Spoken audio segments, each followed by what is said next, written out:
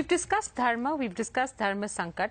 Both the Mahabharata and the Ramayana sort of talk of many different instances of what is the road to dharma, the principle, and what constitutes dharma sankat, right? We have a very interesting question in from Ajay Piramal referring to both these great books and what he draws from that. What are the learnings that we can get to apply in the modern world from the Mahabharata and also from the Ramayana? And sometimes on first reading, it looks that there are several contradictions into what is said in Mahabharata and what is said in Ramayana. Can you just explain that to us? You see, Ramayana and Mahabharata are both considered itihas.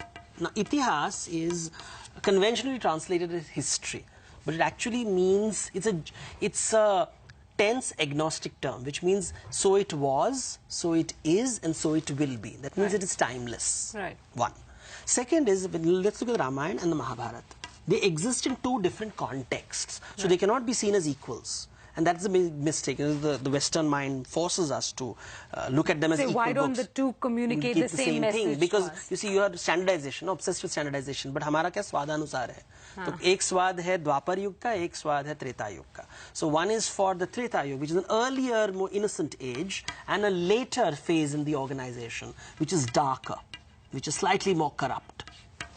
Okay. Now, if I have to do the principle of dharma again, just to revise, you have got 0, plus, minus, 0, animal instinct. Right. This is exploitation. This is empathy. Right. Dharma is here, adharma is here. Right. Now let's do a simple 2x2 matrix to understand the Ramayana and Mahabharata. So you have rules on one side.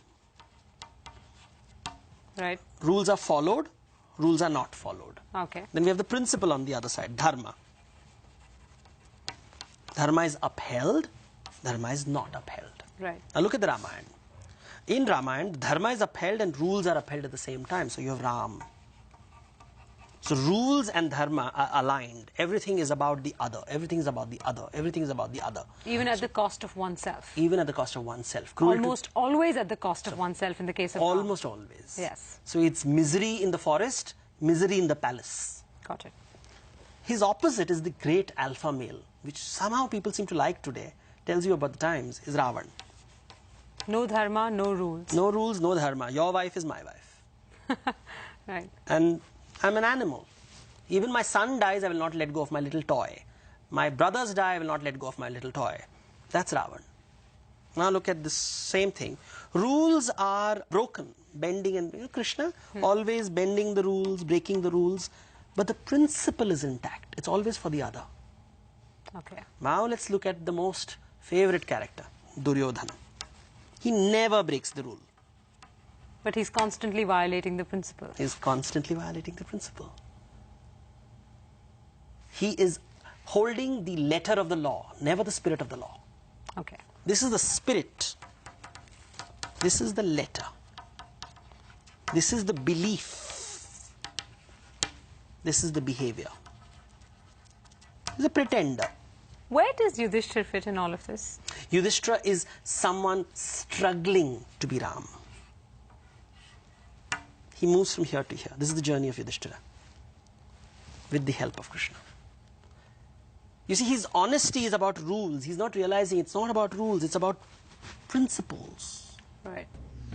Mahabharata is the story of focus on the principle. You say, so when a woman is being disrobed, everybody is discussing legal matters. Is it okay or not okay to disrobe her? I mean, grow up. This is Bhishma and Drona watching a woman being disrobed, and they are supposed to be very educated people, and they are not doing anything. This brings me to a very interesting issue. You said that the Ramayana comes from an older age, an age of more innocence. The Mahabharata comes from a darker age. Yes. It's a more matured organization. This is a very early phase organization. Just tasted success. Everything is right. Market is right. And the principles have just been created. So it's exciting and new. People are not smart enough to subvert it yet. Right. Here, in this stage, you've gone from principle to now a slightly more rule-focused organization. The principles have been forgotten. Rules have become more important. So it's bureaucratic. Highly bureaucratic.